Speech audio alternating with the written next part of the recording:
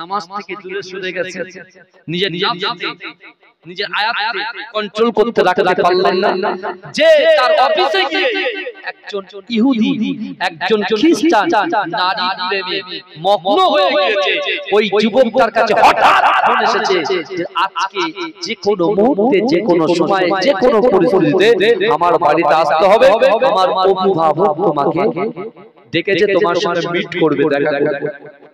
এই শুনছেন তো আপনারা? হ্যাঁ শুনছেন তো, ভালো করে। এখন আল্লাহ বলছেন আমি পরীক্ষা করব, ওই ছেলেটাকে আল্লাহ পরীক্ষা করছেন, ও বারবার কিন্তু পরীক্ষায় কি করছে, পাস করছে না ফেল করছে। এই কথা বলে ফেল করে যাচ্ছে, আস্তে আস্তে যাচ্ছে একটা জায়গায়।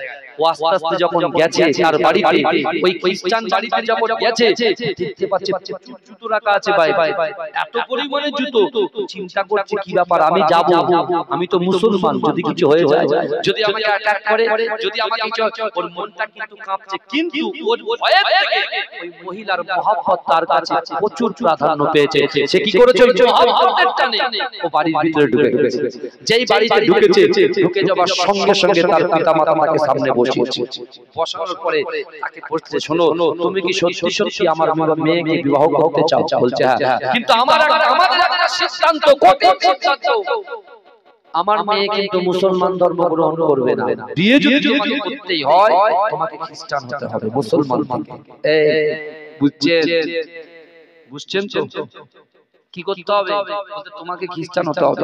ছেলেটা এক বাক্যে বলে দিল, আমি হব, আমি মুসলিম ধর্ম ছেড়ে দিতে রাজি আছি। এই নারীর জন্য শুনছেন তো? তারপরে বলছে, এরা মনে মনে করছে একটাকে এত বড় সিদ্ধান্ত নিয়ে নিল। তখন সে বলছে, শোনো, আরো কিছু শর্ত আছে, আমরা এখনো বিশ্বাস করতে পারছি না যে তুমি মুসলমান ধর্ম ছেড়ে দিয়ে তুমি খ্রিস্টান ধর্ম গ্রহণ করবে। আমি এখনো আমরা বুঝে উঠতে পারছি না তুমি আর কি করতে পারো। বলে আমাদের আরো অনেক কিছু বিষয় আছে জানা। তাহলে কি বলে? বলছে আমার মেয়েকে বিবাহ করতে গেলে তোমার মা বাপকে ছাড়তে হবে।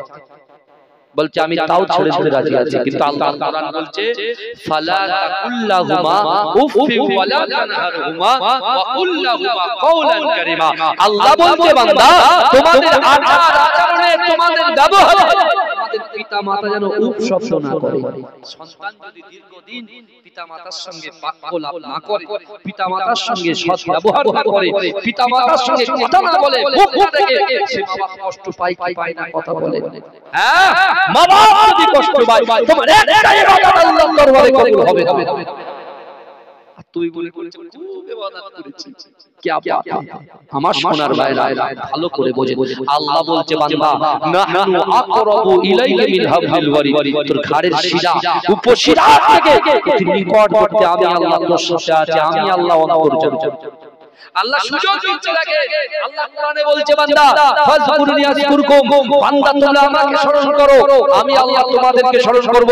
আল্লাহ এটাও বলছে, তাফসীর কারকরা তাফসীর করতে বলছেন যে আল্লাহ এটাই বান্দাকে বলছে, এ দামুজালি গ্রামের যুবকেরা, নারীরা, পুরুষেরা, তোমরা যদি আমি আল্লাহর কথা শোনো, আমি আল্লাহ তোমাদের কথাও শুনবো। এ বোঝা গেল কথা? একদম গোদা বাংলায় বলছি। আল্লাহ বলছে দামুজালি গ্রামের যুবকেরা, নারীরা, পুরুষরা, তোমরা যদি আমি আল্লাহর কথা শোনো। আল্লাহর কথা শুনবো মানে কি শুনবো? আল্লাহ নামাজ পড়তে বলেছে, আল্লাহ রোজা করতে বলেছে, আল্লাহ পিতামাতার খিদমত করতে বলেছে, আল্লাহ কোরআনকে কি খিদমত করতে বলেছে, বলেছে কি বলেছে? কথা বলা সেই সর্বোত্তম যে কোরআন পড়ায়, এই শুনে, যে কোরআন শেখে এবং কোরআন পড়ে। জোরে বলুন, জোরে বলুন, জোরে হবে না সুবহানাল্লাহ। তাকবীর দেন, নারে তাকবীর। ওই যুবক চলে গেছে ওই খ্রিস্টানের বাড়ি, গিয়ে সে বলল আমি ইসলাম ধর্ম ছেড়ে দিতে রাজি আছি। দ্বিতীয় বলল বাবাকে ছেড়ে দিতে রাজি আছি। তৃতীয় নম্বর বলল না, তোমার সঙ্গে কার সম্পর্ক ছিল? বলে আমার সঙ্গে ইমাম সাহেবের সম্পর্ক ছিল। ভাইজান ইমাম সাহেবের সম্পর্ক ছিল। এখন কিছু কিছু মানুষ বলছে কবর জিয়ারত করা যাবে না, আবার কেউ বলছে পীর মানা যাবে না। কিন্তু যদি আপনি সঠিক একটা আলেমের সোহবতে বসেন তাহলে সে আপনাকে দলিল দিয়ে প্রত্যেকটা বিষয় নিট এন্ড ক্লিন পরিষ্কারভাবে আপনাকে বুঝিয়ে দেবে যে কবর জিয়ারত করতে হবে, আল্লাহর ওলিদেরকে মানতে হবে। জোরে বলে এই খ্রিস্টানরা চিন্তা করছে যে না না না ইমাম সাহেবের সাথে সম্পর্ক রাখা যাবে না। তুমি আমি হয়তো বলছো আমি খ্রিস্টান হব, মুসলমান থেকে খ্রিস্টান ধর্ম গ্রহণ করব, আর পরপর ইমাম সাহেবের কাছে যাবে, ইমাম সাহেব তোমাকে এমন কিছু তথ্য বলে দেবে তুমি হয়তো পিছনে হতে পারো, আবার তুমি চেঞ্জ করে নিতে পারো। না না, তোমার ইমাম সাহেবের কাছে আর যাওয়া যাবে না, ইমাম সাহেবের সম্পর্ক রাখা যাবে না। আবার মনে হচ্ছে যে ইমাম সাহেবের কাছে যাবে না, কিন্তু ফোনে তো তার সাথে আলাপ আলোচনা হবে। তখন সে বলছে তোমার ফোনে সিম কার্ড, তোমার ফ্যাক্স নাম্বার, তোমার হোয়াটসঅ্যাপ নাম্বার, তোমার জিমেল, তোমার ইমেল যা আছে সব চেঞ্জ করে দিতে হবে, ডিলিট করে দিতে হবে, কেউ না জানে। আর তুমি যে সিটিতে আছো এখন বর্তমানে আমেরিকা, এই সিটিটাকে তোমাদের চেঞ্জ করতে হবে। এই শুনছেন, ছেলেটা এক বাক্যে বলল সব মেনে নিলাম, সব মেনে নিলাম। চিন্তা করেন কোন পর্যায়ে নাম পৌঁছে গেছে। চিন্তা করেন অনেক বাড়িতে বাপ মা আছে সুন্দর খাওয়া দাওয়া করে, বিশ্বাস করেন সে বাপ মা কিন্তু কষ্ট পায়, কিন্তু ছেলে একবারও জিজ্ঞাসা করে, স্ত্রীকে জিজ্ঞাসা করছে, স্ত্রী বলছে হ্যাঁ ঠিক আছে, অথচ কষ্টের মধ্যে আছে। এরকম অনেক মা আমাদেরকে ডেকে ডেকে ডেকে ডেকে যখন এরা হেঁটে হেঁটে যায় শেষ করে পিছন থেকে সে বলে বাপ একটুখানি শোনো না, এই বিষয়ে কষ্টটা বেশি বেশি করে বলে দেবো, কারণ আমার ছেলে এই আছে না নাই কথা বলে। ওই জন্য আমি আপনাকে বলছি আল্লাহ হচ্ছে অন্তর্যামী, আল্লাহ হচ্ছে অন্তর্যামী। দরুদ শরীফ পড়েন আল্লাহ।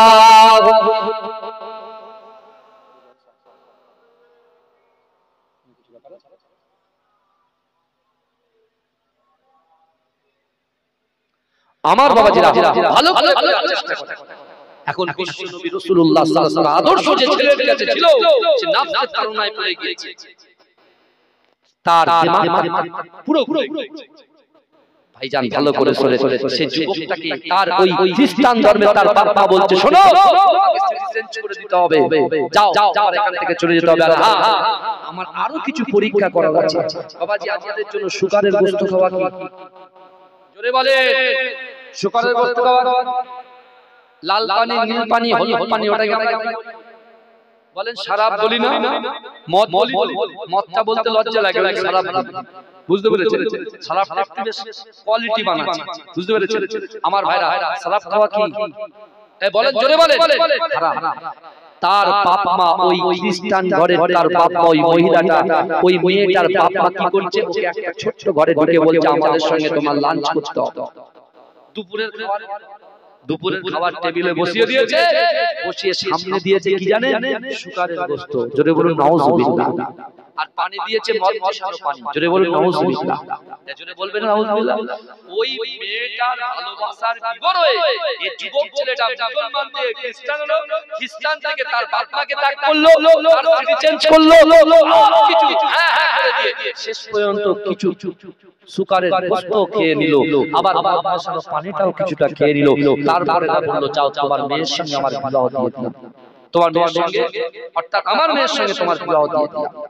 কিন্তু আমার ভাইজানেরা, হে নবী পাকের উম্মতিরা, হে নবীর দেওয়ানারা, একটু ভালো করে বোঝার চেষ্টা করে।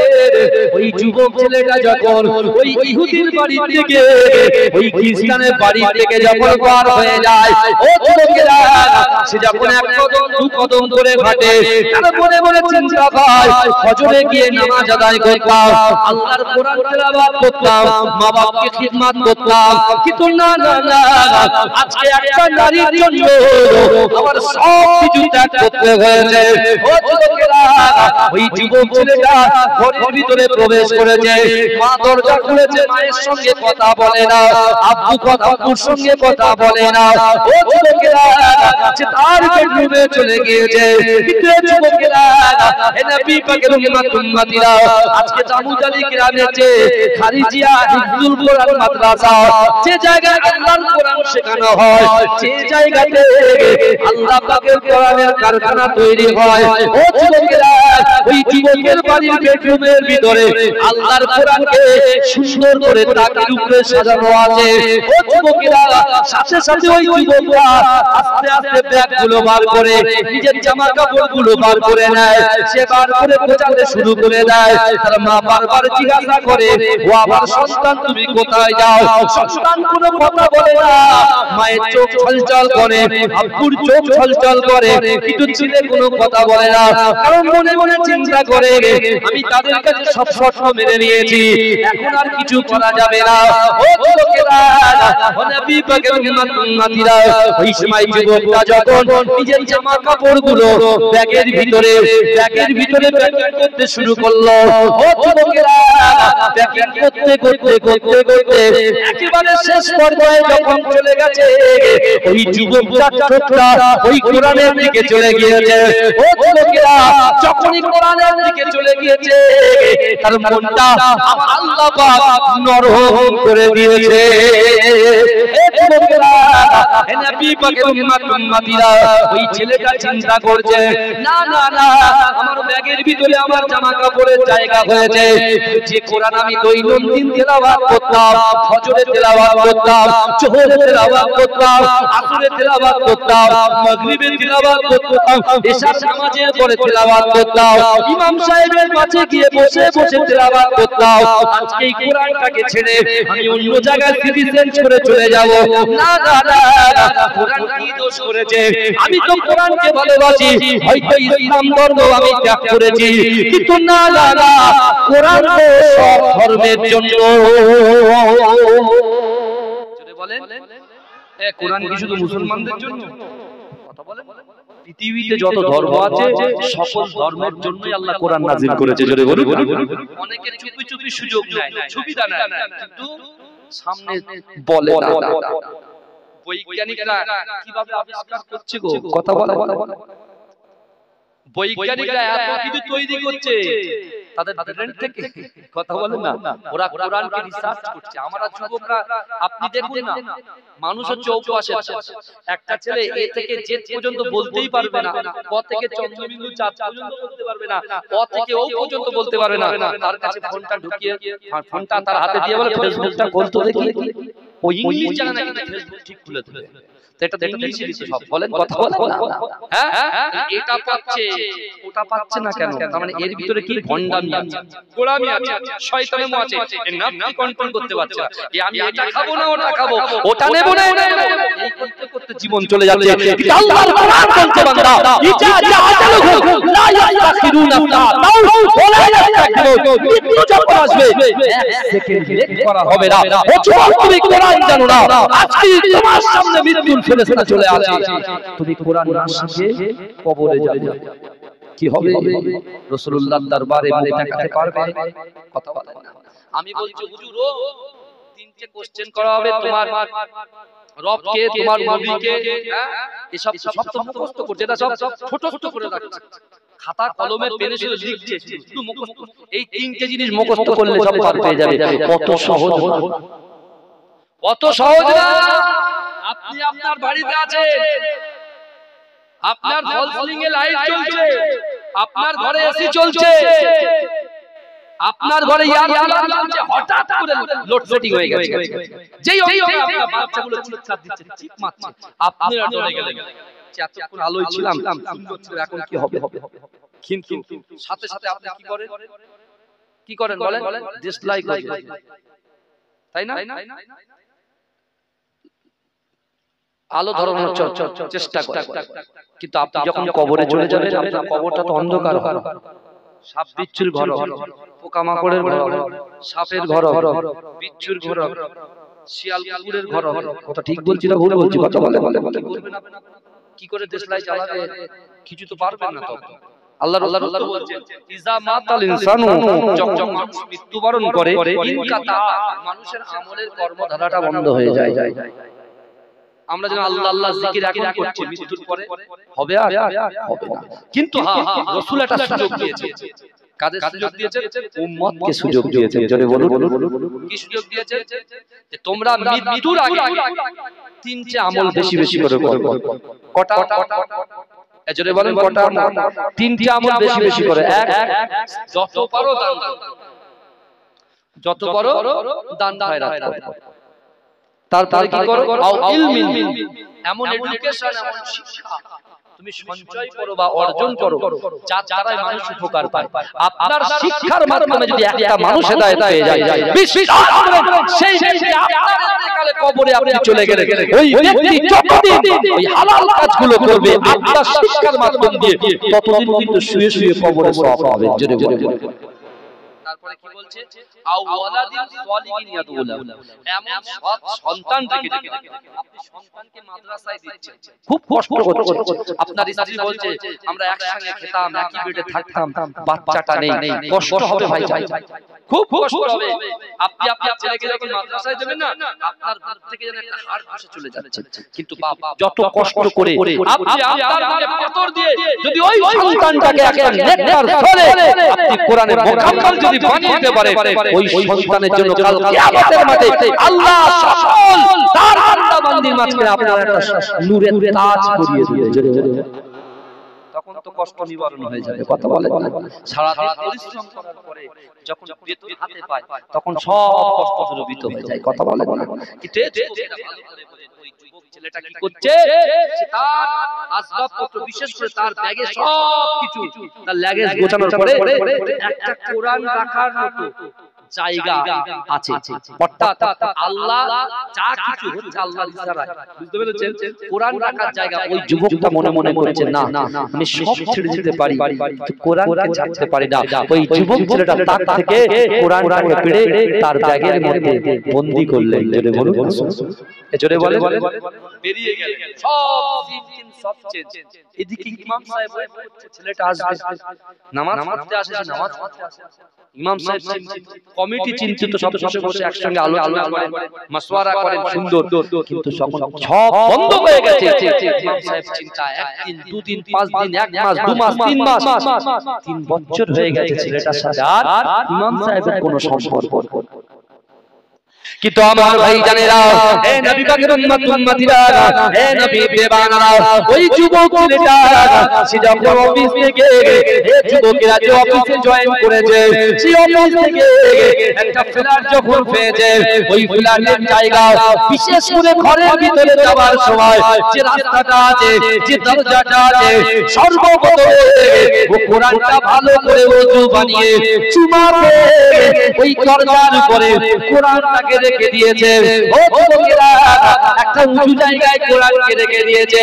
সারা দিন কাটাকাটি করার পরে সে যখন অফিস থেকে বাড়ি ফিরে, যখন দরজার সামনে জুতোটা খোলে, জুতো খোলার পরে সে যখন দরজার ভিতর থেকে ঘরের ভিতরে যায়, ও যুবকেরা, তার নজরটা কোরআনের দিকে আগে পড়ে। জোরে বলেন না, তার স্ত্রী দেখার আগে আগে কোরআনকে দেখে। জোরে বলুন, কোরআন খুলে পড়ে না, কিন্তু কোরআনটা তাকে সাজিয়ে রেখেছে, শুধু কোরআনটার দিকে তাকায়। তারপরে যখন ঘরে ঢোকে তখন তার স্ত্রী আসে, আবার যখন বেরোয় স্ত্রীর সঙ্গ ত্যাগ করে যখন অফিসের জন্য বার হয়, যখন বার হয় তখন আবার কোরআনের দিকে তাকিয়ে বার হয়। জোরে বলুন, জোরে বলবেন না। কিন্তু আবার ভাই জানেরা, হে নবী পাকের উম্মতিরা, হে নবী বেবানারা, আল্লাহর কোরআন বলছে ওয়াসারিউ ইলা মাগফিরাতিন মির রাব্বিকুম ওয়া জান্নাতিন আরদুহাস সামাওয়াতু ওয়াল আরদ উইদ্দাত লিল মুত্তাকিন। ও যুবকেরা, আল্লাহর কোরআন বলছে বান্দা ওয়াসারিউ ইলা মাগফিরাতিন মির রাব্বিকুম, ও বান্দা অতি দ্রুত অগ্রসর হও আমি আল্লাহ আমার ক্ষমার দিকে। ওই যুবক কোরআনকে দেখে আর মনে মনে চিন্তা করে, আমি ছিলাম মুসলমান, হয়ে গেলাম খ্রিস্টান, আমি ছিলাম পিতা মাতার মহব্বত করনেওয়ালা, হয়ে গেলাম পিতা মাতার থেকে বঞ্চিত। হে যুবকেরা, ওই কোরআন কিন্তু ওই ছেলেকে ভাবিয়ে দেয়।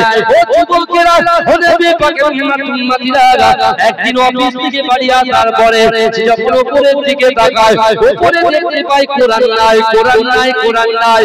ও যুবকেরা, যুবকেরা সে কোরআনকে দেখতে না পেয়ে চিক মেরে ঘরের ভিতরে ঢুকে তার স্ত্রীকে বলতে লাগলেন কোরআন কোথায়? আমার ঘরের সামনে যে কোরআন রাখা ছিল, আল্লাহর কিতাব রাখা ছিল, কিতাব কোথায়? বলছেন না না না, তুমি তো এখন মুসলমান নও, তুমি তো এখন খ্রিস্টান হয়ে গেছো, কোরআনের সাথে তোমার কি সম্পর্ক? কোরআনের সাথে তোমার কোনো সম্পর্ক নাই।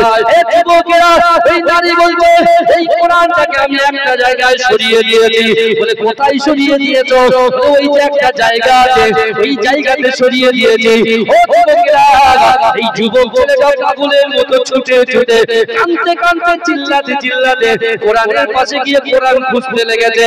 কোরআন যখন খুঁজে পাচ্ছে না, আবার তার স্বামী তার স্ত্রীর কাছে এসে বলছে কোরআন কোথায় আগে বলো, কোরআনের সাথে তোমার কি সম্পর্ক?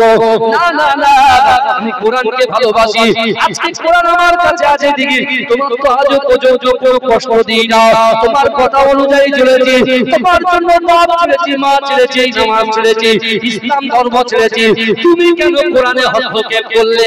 না না না, এই কোরআনকে তুমি হস্তক্ষেপ করার জন্য আমি আজ থেকে তোমাকে ত্যাগ করে দিলাম।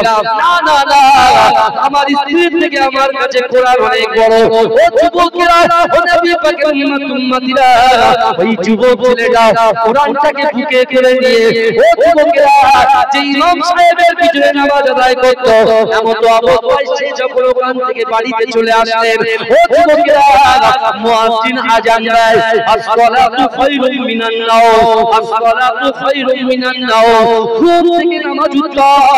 এই যুবক ছেলেটা আল্লাহর কোরআনের দিকে তাকিয়ে আল্লাহর কোরআনকে চুমা দিয়ে সে এমন করে আল্লাহকে বলেছে, আল্লাহ পাক, আমি ভুল করেছি, না না না না না, আজকে কোরআনকে মহব্বত করেছি, ভালোবেসেছি, ওগো রব্বুল আলামিন, আপনি আমাকে ক্ষমা করে দেন, আল্লাহ আপনি আমাকে maaf করে দেন।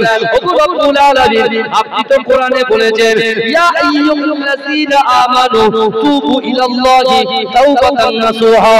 না না না, ও বান্দা, তোমরা যদি তওবার মতো তওবা করতে পারো, তোমরা যদি তওবার মতো তওবা করতে পারো, আমি আল্লাহ পাক বড় গুনাহ, ছোট গুনাহ, সগীরা কবিরা গুনাহগুলোকে আমি আল্লাহ পাক ধুয়ে মুছে সাফ করে দিই। জোরে বলে। ইমাম সাহেবের মন খারাপ, বন্ধু যখন হারিয়ে গেছে, 3 বছর হয়ে গেছে, হ্যাঁ, ইমাম সাহেব আল্লাহু আকবার বলে তাকবীরে তাহরিমা বেঁধেছে, নামাজ শুরু করেছে। ওই যুবকটা ওযু করে এসে ইমাম সাহেবের পেছনের কাতারে ইক্তেদা করেছে। জোরে বলুন না। ইমাম সাহেব সালাম ফিরেই দেখছে ওর বন্ধু দাঁড়িয়ে আছে, দোয়াটা করে বুকে জড়িয়ে ধরে ছেলেটা হাওয়া করে কাঁদছে, হাওয়া করে। যুবকটা এত কান্না কাঁদছে, এত কান্না কাঁদছে। ইমাম সাহেব বলছেন, তুমি বলো, তুমি কোথায় ছিলে, কি হয়েছে, কি বৃত্তান্ত, তুমি কেন কাঁদছো, কি হয়েছে বলো না। ছেলেটা তখন কাঁদতে কাঁদতে ফুপিয়ে ফুপিয়ে বলছে, আমি ছিলাম জাহান্নামে। এই শুনছে কি বলছে? আমি ছিলাম জাহান্নামে, আল্লাহর কোরআনকে অ্যাকসেপ্ট করার জন্য, গ্রহণ করার জন্য, মুহাব্বত করার জন্য, তেলাওয়াত করার জন্য, কোরআনকে ভালোবাসার জন্য আল্লাহ জাহান্নাম থেকে বাঁচিয়ে আবার জান্নাতে প্রবেশ করিয়ে দিয়েছে। যদি বলবেন না, এই চিৎকার দিয়ে বলবেন না সুবহানাল্লাহ, নারে তাকবীর। ঘটনাটা যখন বললেন ইমাম সাহেব, তখন আরেকবার তাকে তওবা করে দিলেন। তাহলে আপনি বলুন, কোরআন সাথে থাকলে বিপদ কাটে না বিপদ বাড়ে? কথা বলেন, বিপদ কাটে? আমার কথা বুঝতে পারছেন না? আরে কোরআনকে বুকে রাখলে, কোরআনকে মহব্বত করলে আল্লাহ খুশি হয় না বেজার হয়? খুশি হয়। আমার ভাই জানেরা, ও নবী পাকের উম্মতিরা, হে নবী দেবানারা, বিশ্ব নবী রাসূলুল্লাহ হেরা দুয়াতে যখন ছিলেন, আল্লাহর ইবাদত বندگی করতেন। ও যুবকেরা, 40 বছর বয়সে আল্লাহ পাক পবিত্র কোরআনটা আল্লাহর রাসূলের উপরে নাযিল করে দিলেন। ও যুবকেরা, বিশ্ব নবী রাসূলুল্লাহ সাল্লাল্লাহু আলাইহি ওয়াসাল্লাম কাবা শরীফে হারামে বসে বসে আল্লাহর রাসূল উচ্চ কণ্ঠে জোরে জোরে জোরে জোরে কোরআন তেলাওয়াত করে। ও যুবকেরা, আল্লাহর রাসূলের কোরআন শোনার জন্য, আমার দয়ার নবী মুখস্থ বাণী কোরআন শোনার জন্য, ও যুবকেরা, মক্কার জমিনে এমন কোন বাড়ি বাকি ছিল না, মক্কার জমিনে এমন কোন যুবক ছিল না, মক্কার জমিনে এমন কোন নারী বাকি ছিল না, আমার রাসূলুল্লাহকে ঘিরে ধরে কোরআন তেলাওয়াত শ্রবণ করছিলেন। জোরে বলে, কোরআন শুনছে কে? সিদ্দিক আকবর, হযরত আবু বকর সিদ্দিক। কোরআন শুনছে কে? হযরত আলী। কোরআন শুনছে কে? রাসূলুল্লাহর পালক পুত্র হযরত যায়েদ রাদিয়াল্লাহু তাআলা আনহু। কোরআন শুনছে কে? মাজান খাদিজাতুল কুবরা রাদিয়াল্লাহু তাআলা আনহা। জোরে বলুন, জোরে বলুন। কোরআন শুনছে। আবার আরেকদিকে শুনছে কে? আবু জাহেল। আবু জাহেলের নাম কি? ওমর ইবনে হিসাম। বুঝতে পেরেছেন? আল্লাহর রাসূল দুইজন ওমরের জন্য দোয়া করেছিল না, ইসলাম প্রচারের জন্য মক্কাতে। যখন কাফেরদের অত্যাচার দুর্ভাগ্যে এগিয়ে যাচ্ছে, তখন রাসূলুল্লাহ কাবা শরীফের সামনে আল্লাহর কাছে দুইজন ওমরের জন্য দোয়া করেছেন। একটা হচ্ছে ওমর ইবনে খাত্তাব, আর একটা হচ্ছে ওমর ইবনে হিসাম। ওমর ইবনে হিসামটা হচ্ছে আবু জাহেল। বুঝতে পেরেছেন? আমার আমি ওই প্রসঙ্গে যাচ্ছি, কিন্তু রাসূলুল্লাহ কোরআন পড়ছে, সাহাবারা শুনছে। রাসূল কোরআন পড়ছে, কাফের শুনছে। কে? আবু জাহেল, আবু সুফিয়ান শুনছে। ভালো ভালো ভালো। কিন্তু দেখেন, আবু বকর হুজুর, আলী হুজুর, যায়েদ হুজুর কোরআনকে মহব্বত করেছে, কোরআন অনুযায়ী আমল করেছে, জীবন যাপন করেছে। কোরআন যে পথে চলতে বলেছে সে পথে চলেছে। কোরআনকে অ্যাকসেপ্ট করেছে, মহব্বত করেছে, রাসূলুল্লাহর কথাকে মান্যতা দিয়েছে। আল্লাহ কি করেছেন বলেন তো তাদেরকে? কি উপহার দিয়েছে? আসমানের নিচে জমিনের উপরে জান্নাতের সার্টিফিকেট দিয়েছে। জোরে বলুন না সুবহানাল্লাহ। আর আবু জাহেল, আবু লাহাব কোরআনের বিরোধিতা করেছে, শুনেছে, কিন্তু এক কান দিয়ে শুনেছে, এক কান দিয়ে বার করে দিয়েছে। কোরআন রাসূলুল্লাহ বন্টন করতে দেবে না, রাসূলুল্লাহকে বন্টন করতে দেবে না বলে কত রকম মিটিং মিছিল করেছে। কি হলো? আল্লাহ তাআলাকে আজ জাহান্নামে বেঁধে পোড়াচ্ছে। এই শুনছেন, বিশ্বনবী রাসূল সাল্লাল্লাহু আলাইহি ওয়াসাল্লাম সাহাবাদেরকে বলেছিলেন, ওই জায়গায় আলী হুজুর উপস্থিত, আলী শুনো, যার ভিতরে তিনটে জিনিস থাকবে আল্লাহ তার অসম্ভবকে সম্ভব করে দেবে। জোরে বলুন সুবহানাল্লাহ, জোরে বলুন। আল্লাহ রাসূলের সাহাবারা জিজ্ঞাসা করলেন, ইয়া রাসূলুল্লাহ সেই তিনটে জিনিস কি? আল্লাহ রাসূল বলে দিলেন যে আল্লাহর কোরআনই বলছে তোমরা আল্লাহকে ভয় করো, আল্লাহর কোরআনই বলছে রাসূলুল্লাহকে মহব্বত করো, আল্লাহর কোরআনই বলছে তোমরা নামাজ আদায় করো। জোরে বলবেন না? আর নামাজের পাটিতে তোমাদের অন্তরের কথা, মনের কথা, ইচ্ছার কথা, আকাঙ্ক্ষার কথা, উদ্দেশ্যের কথা যদি আল্লাহর সাথে শেয়ার করতে পারো, আল্লাহ রাসূলুল্লাহ বলছি আমি জবান দিয়ে যে কথা বলি আসমানের উপরে ওই কথাটাকে আল্লাহ কবুল করে দেয়। আজকে দামুজালি গ্রামের যুবকের ভিতরে, নারীর ভিতরে আল্লাহর ভয়, রাসূলুল্লাহর মহব্বত, নামাজের পাটিতে আপনার কষ্টের কথা, মনের কথা, ইচ্ছার কথা, আকাঙ্ক্ষার কথা যদি আপনি বলতে পারেন, আপনার দ্বারাই, আমার দ্বারাই, আমাদের দ্বারাই যেটা অসম্ভব, এই অসম্ভবকে আল্লাহ সম্ভব করে দেয়। যদি বলবেন না, এই আপনারা এর আগে দান খায়রাত করেছেন, দান করেছেন না করেননি? আল্লাহর রাসূলের দরবারে একটা যুবক ছেলে এসেছে। এই শুনছেন, এটা যুবক এসে অজন্য ঝরঝর করে কাঁদছে। আল্লাহর রাসূল জিজ্ঞাসা করছে, বাবা যুবক তুমি কাঁদছো কেন, কি হয়েছে? বলে ইয়া রাসূলুল্লাহ আমার যখন অর্থ ছিল, আমার যখন সম্পদ ছিল, আমার যখন ইজ্জত ছিল, মা বাপ বেঁচে ছিল, তো মা বাপকে খিদমত করার সময় হয়, আমি মা বাপকে খিদমত করতে পারিনি। ইয়া রাসূলুল্লাহ রাসূল বলছে তাই তো কাঁদছো কেন, কি হয়েছে? বলি ইয়া রাসূলুল্লাহ এখন মা বাপ কবরে আছে, কিন্তু আমি যখন বাড়িতে ঢুকি, মায়ের ঘর, বাপের ঘরের পরে আমার ঘর, যখন ঘরটাকে ক্রস করি তখন আমার মনটা ওই বাড়ির ঘরের ভিতর দিকে যায়, আর মনে মনে হয় যদি আজকে আমার বাপটা থাকতো, মাটা থাকতো, তাহলে আমি একটা খিদমত করতাম। চোখ থাকতে চোখের মর্যাদা আমরা বুঝি না। আমার সোনার ভাইরা, কে কে রাসূলুল্লাহকে ভালোবাসে হাত তুলে তুলে তাকবীর দান, নারে তাকবীর, আরে জোরে দান নারে তাকবীর। মাসলাকে মুজাদ্দিদ জামান, মুজাদ্দিদ জামানের হক সিলসিলা, নারে তাকবীর। আমি যখন হাত তুলবো জোরে সুবহানাল্লাহ হবে তো নাকি? এই কথা বলে হাত তুলে জোরে সুবহানাল্লাহ বলবেন তো, বলেন ইনশাআল্লাহ বলেন। সবাই পকেটে হাত রাখবেন না তো, এতক্ষণ ধরে ওয়াজ করছি কিন্তু এক কান দিয়ে ঢুকাবেন আর এক কান দিয়ে বার করে দেবেন। চেষ্টা করবেন নিজের নফসটাকে কন্ট্রোল করা আর এই মাদ্রাসাকে খিদমত করা। টাকা দিয়ে অর্থ দিয়ে যদি টাকা না দিতে পারেন বুদ্ধি দেবেন, বুদ্ধি যদি না দিতে পারেন শ্রম দেবেন, কাজ করবেন, কিন্তু বিরোধিতা করবেন। বিরোধিতা করলে একদিক দিয়ে আপনি আমল করবেন, বৃদ্ধি হবে, একদিক দিয়ে আমল বৃদ্ধি হবে। আর যদি মাদ্রাসার বিরোধিতা করে তাহলে আমল কিন্তু হ্রাস হয়ে যাবে, কি কমে যাবে। বোঝা গেল আমার তকদির তার নার নার নার। তাহলে আমি যখন হাত তুলবো আপনারা জোরে কি বলবেন? বলেন, আওয়াজটা কথা শুনে যাবে, গ্রাম পর্যন্ত পৌঁছবে তো, এই জায়গায় গম গম করবে তো, হ্যাঁ কথা কথা। ওরে ও ভূমি মদিনার ভূমি